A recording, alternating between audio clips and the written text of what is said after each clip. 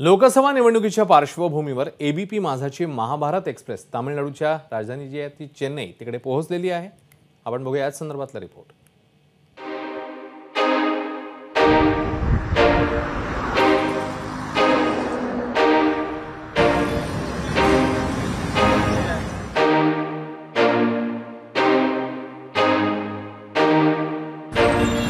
नमस्कार, वणक्कम। दक्षिणेचा कौल जाणून घेता घेता आपण येऊन पोहोचलोय तमिळनाडूची राजधानी चेन्नईमध्ये। आता चेन्नई आणि आपली मुंबई या दोन शहरांमध्ये बरंचसं साधर्म्य आहे आणि फरक सुद्धा। चला तर मग चेन्नईमध्ये फिरता फिरता मुंबईच्या खाणाखुणा नेमक्या कशा आणि कुठे कुठे दिसतायत पाहूया।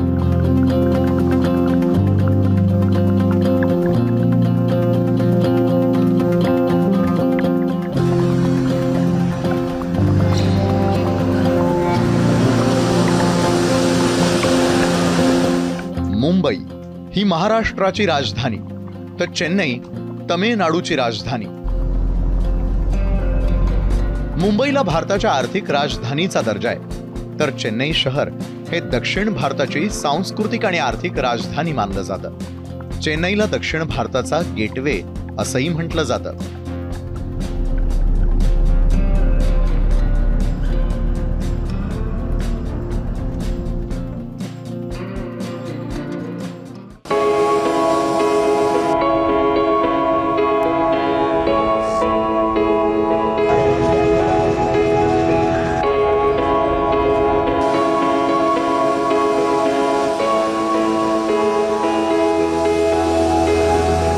तर चेन्नईमध्ये फिरता फिरता मी येऊन पोहोचलीये इथल्या मरीना बीचवरती। मुंबई आणि चेन्नई ही दोन्हीही शहरं समुद्र किनाऱ्यावर वसलेली आहेत, त्यामुळे या दोन्ही शहरांचं तापमान काहीसं उष्ण आणि दमट असतं। पण मुंबईच्या समुद्र किनाऱ्याचा समुद्राचा विचार केला तर तिथे जेवढं प्रदूषण आहे त्यापेक्षा काही प्रमाणात कमी प्रदूषण इथल्या मरीना बीचवरती आपल्याला दिसून येतं। इथला समुद्र निळा शार दिसून येतो, इथला समुद्र किनारा काहीसा स्वच्छ दिसून येतो।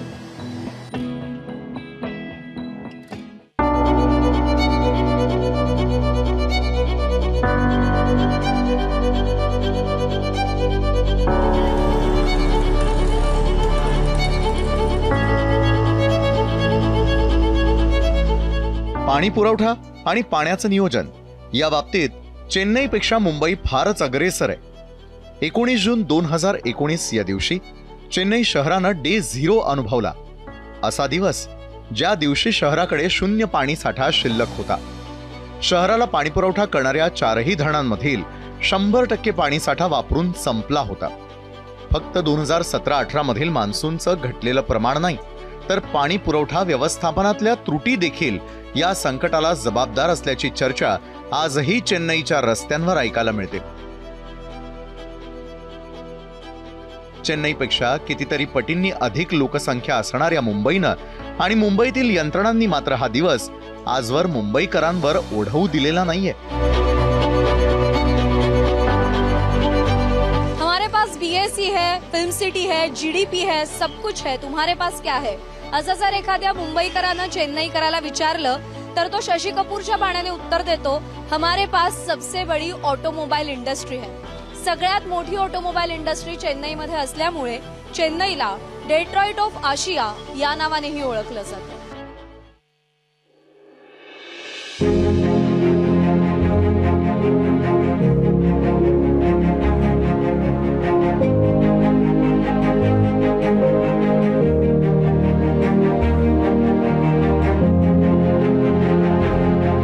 चेन्नई ही तमिळनाडूची मेट्रो सिटी आहे, पण मुंबई मेट्रोपेक्षा इथून मिळणारं उत्पन्न कमी आहे। मुंबईमध्ये मेट्रोचं जाळं जेवढं विकसित झालंय त्या प्रमाणात चेन्नईमध्ये सध्या मुंबईप्रमाणेच चेन्नईच्या वेगवेगळ्या भागात मेट्रोचं काम जोमानं सुरू आहे। चेन्नईच्या रस्त्यांवर सुरू असलेलं हे मेट्रोचं काम पाहिलं की अगदी मुंबईत आल्याचा भास होतो। ज्याप्रमाणे मुंबई, ठाणे, पुणे या शहरी भागात मतदानाची टक्केवारी कमी आहे, त्याचप्रमाणे चेन्नईमध्येही मतदानाची टक्केवारी कमी आहे।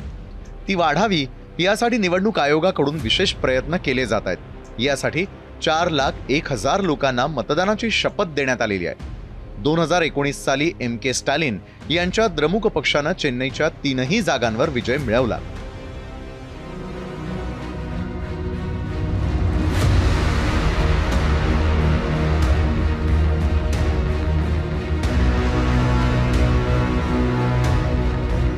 आज मुंबईच्या राजकारणात गोविंदा उर्मिला मातोंडकर या अशा ग्लॅमरनं प्रवेश केला असला तरी चेन्नईमध्ये मात्र अजूनही जयललिता या नावाला खूप राजकीय ग्लॅमर आहे. तमिळनाडूचं राजकारण हे कायम व्यक्तिकेंद्रित राहिलेलं आहे. आज के स्टॅलिन हे नाव बलशाली आहे, तर दुसरीकडे अण्णामलाई आपली ताकद आजमावून भाजपला तमिळनाडूच्या राजकारणात नवी ओळख देऊ पाहतोय. तमिळनाडूच्या राजकीय क्षितिजावर विजयाचा गुलाल कोण उधळणार हे 4 जूनला स्पष्ट होईल. प्रज्ञा पवळे, एबीपी माझा, चेन्नई, तमिळनाडू. एबीपी माझा, उघडा डोळे बघा नीट.